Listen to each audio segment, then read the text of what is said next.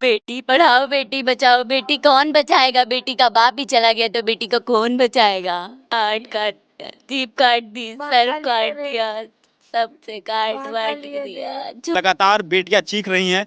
उनका कहना है कि सरकार बड़े बड़े दावे करती है बेटी बचाओ और बेटी पढ़ाओ के। क्या इस तरीके से बेटियां बचाई जाएंगी? क्या इस तरीके से बेटियां पढ़ाई जाएंगी? जब वो स्कूल की तरफ जाती हैं तो उनके साथ छेड़खानी होती है, पॉक्सो एक्ट में मुकदमा दर्ज होता है, लेकिन उसके बाद थोड़ी ही दिन में उस मुकदमे को समाप्त कर दिया जाता है। आज अभी हम पापा को जला देंगे, कल हमारा कौन सहारा होगा? बीजेपी वाले होंगे या फिर वो होंगे? वो इतना गंदा हंस रहा था देख के। हंस रहा था, थाने के अंदर हंस रहा था। हाँ, थाने के अंदर हंस रहा था, तभी भी पुलिस कुछ नहीं कर रही थी। क्यों नहीं कर रही थी? ये है उत्तर प्रदेश के गोंडा जिले की कानून व्यवस्था की उजड़ी तस्वीरें। घर पर तमाम सारे लोगों की भीड़ लगी हुई है और खाट पर लाश पड़ी हुई है। एक पिता की लाश और बिलखती हुई हैं उनकी बेटियां। घर पर तमाम सारे लोग समझाने बुझाने के लिए लगातार प्रयास कर रहे हैं और ये दुखद नज़ारा है गोंडा के परसपुर थाना क्षेत्र के राजा टोला गांव का। हम आपको ले चलेंगे उस जगह पर भी और जहां पर दिखाएंगे कि किस तरीके से भारतीय जनता पार्टी के एक मौजूदा सभासद ने अपने प्रतिद्वंदी रहे, सपा के प्रत्याशी रहे, नगर पालिका के चुनाव में उनकी निर्मम तरीके से हत्या कर दी। कैमरा पर्सन से कहेंगे कि थोड़ा सा आगे आएँ और सबसे पहले हम उस जगह पर जाने की कोशिश करेंगे जहाँ पर इस घटना को अंजाम दिया गया। ये जो मृतक हैं उनका ये घर है जो कि बन रहा था। तमाम सारे लेबर यहाँ पर काम कर रहे थे और वो इस खाट पर सोए हुए थे, लेकिन उसी दौरान जो विपक्षी हैं उदय भान सिंह, वो अपने साथियों के साथ पहुंचते हैं और ताबड़तोड़ बांके से वार कर देते हैं, जिसके बाद आप खून की छींटों को देखेंगे। इसको हम ब्लर करेंगे, इतना विभत्स नज़ारा है। उनके शरीर पर कई सारे वार करने के बाद गंभीर चोटें लग जाती हैं और उनकी अस्पताल ले जाते वक्त दर्दनाक मौत हो जाती है। चीख पुकार से पूरा ये गांव सहम उठता है। बेटियां स्कूल से लौटती हैं तो उनको पता चलता है कि उनके पिता की 12:30 से 1 के बीच में निर्मम हत्या कर दी गई है।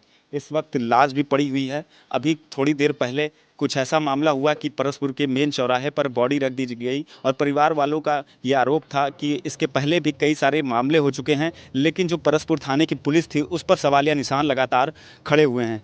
बेटियां रो रही हैं, उनका रो रो कर बुरा हाल है। मृतक की पत्नी जो कि बीमारी से ग्रसित हैं, उनका भी रो रो कर बुरा हाल। बेटी क्या नाम है आपका? पल्लवी सिंह। क्या कुछ हुआ था? स्कूल से आप आई तो क्या पता चला आपको? स्कूल से आए तो यहाँ पे पापा का मर्डर हो गया। पापा को काट रहे थे, एक लोग मुंह में रुई भर रहे थे रुमाल से, और दूसरे लोग पकड़ के से काट रहे थे। गोड़ काट दिया, हार्ट काट दिया, जीभ काट दी, सर काट दिया, सबसे काट वाट दिया, छोड़ दिया ऐसे। पापा आए, उनको वहाँ दादी गोद में ली थी, वो चिल्ला रहे थे हमको ले चलो, हमको ले चलो, हमको बचा लो। कौन थे वो लोग? वो लोग लल्लन सिंह थे और उनके बेटे सूरज और चंदन नंदन थे और एक लोग और थे। पता नहीं कैसे मार दिया। हम लोग ने क्या अपराध किया था जो उन्होंने ऐसा किया? ये आपके भाई हैं? आ, कितनी कितनी बहन है आप? 2 बहन 2 भाई। क्या कहते हैं ये लोग? बेटी पढ़ाओ बेटी बचाओ, बेटी कौन बचाएगा? बेटी का बाप ही चला गया तो बेटी को कौन बचाएगा? हम लोग कैसे जिए? कहा आज अभी हम पापा को जला देंगे, कल हमारा कौन सहारा होगा? बीजेपी वाले होंगे या फिर वो होंगे जो आज कह रहे हैं बेटा ध्यान से काम करो?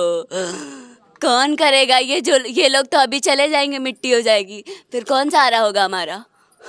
कोई होना चाहिए ना, तो उसको भेजो ना। क्यों नहीं भेज रहे हो आप?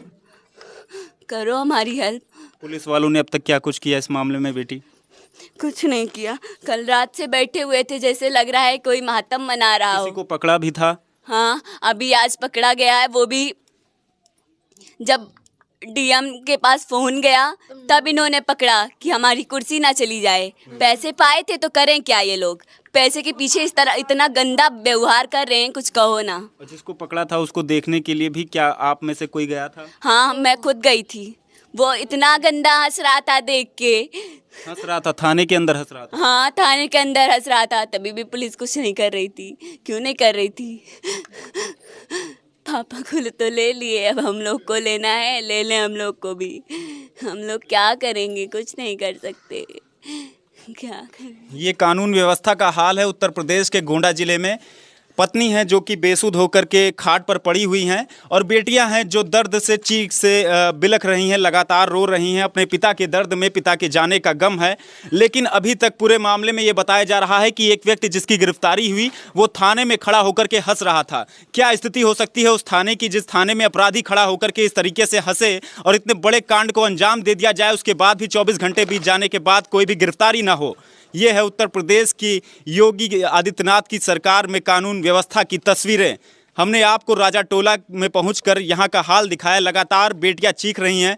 उनका कहना है कि सरकार बड़े बड़े दावे करती है बेटी बचाओ और बेटी पढ़ाओ के।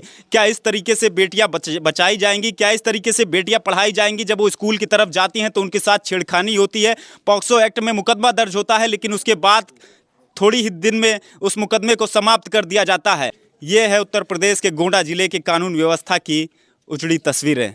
आप हमारे साथ बने रहें और देखते रहें इंटरनेट की आवाज़।